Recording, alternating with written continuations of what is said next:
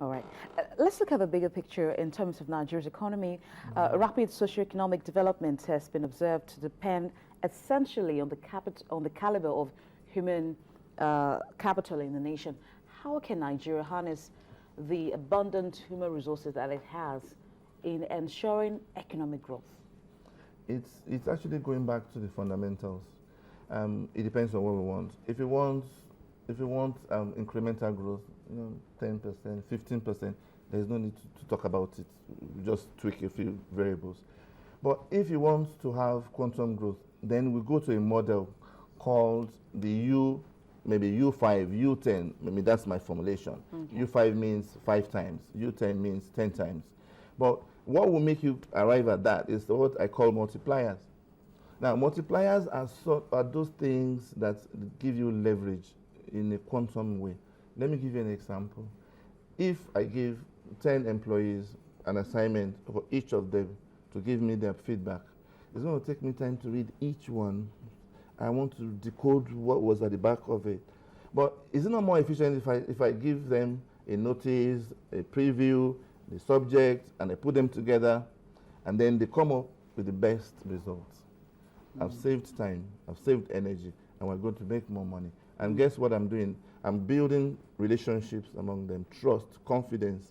So all the things that are at the back are the ones that drive the transformation. They are not the intellect or the degree of your certificates. Okay. So if you can go beyond the conscious and make someone feel the self-esteem is elevated, there is a confidence that he has a future in the career, that he has with the company, he has the training facilities that makes him to be cross-functional, he's going to give his best. Even when he's in trouble outside the office, someone is there to give a shoulder. Those are the things that are causing the multipliers that we see today. Okay, beyond the office environment, I think we've talked about that a little bit. We've actually concentrated on that. Nigeria, sadly, is, the story has been said that we've been scored low by the United Nations in terms of our human development indicators, such as life expectancy, literacy, and economic growth rate. How do all of this fit into achieving the goals of developing our human capacity? Yeah, it's a package. If I see you as a number on my chart,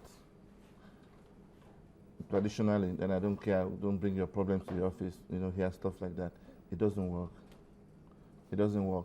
When I see you, I want to be sure that you are here with all of yourself. Even if you have issues, I can counsel you in a way that makes the issue become lighter, so that I can have all of your mind over there. And who knows, I might even have some suggestions that will help you to solve the problem. Do you understand that? So how do you see the employee as complete human beings who have lives in and out of the office? You understand? Now, for instance, if you work in a multinational, for instance, and you have to go on a foreign posting, your wife is part of the process. In other words, are you of the view that employers should pay attention to not just the employee doing the job that you've been asked to do and getting paid for, but also other things that would enable that employee to give the very best and concentrate on the job? Absolutely. Should look beyond just the office environment or the business itself. Yeah. If you have a young workforce, for instance, maybe 70% of them are still bearing children, and then you see around that, the house helps are diminishing. Then you build crèche in the office environment. You understand? Maybe you also, even the facilities for recreation, guess what? It's a numbers game. If I'm going to lose $3 million in productivity, and I'm going to invest $500,000 in the facilities to let them build their little ones, and then I employ people to take care of them, it's not a wise decision. So as I'm here as a mother, for instance, I'm a woman, I'm happy and confident that my child is in good hands somewhere very close. You understand? So while I'm here, I give all of myself. So you need to look at the fact that we've gone beyond, you are here, you must do what I say, and that's it. So if I don't, and you know what's even worse, there's a resentment that can add to negative productivity at the end of the day if you don't take care of it. So if you have 2 out of 5 that are resentful of the other 3, they are not contributing 0. They're actually drawing from the positive of the other 3. So at the end of the day, they're actually lowering the overall results. Okay. In terms of resource allocation, does it have a role in achieving human capital development? Resource allocation is, we go back again to the formula. In fact, system has a definition. Seems to have a formula for this. Oh yes, everything. There's a code really for everything. Oh, is there a code that we can know? Yeah. Okay, let me say system. System is defined in management context as save yourself time, energy, and money. Okay. That's system. So when you go into that acronym, every time you look at it, resources.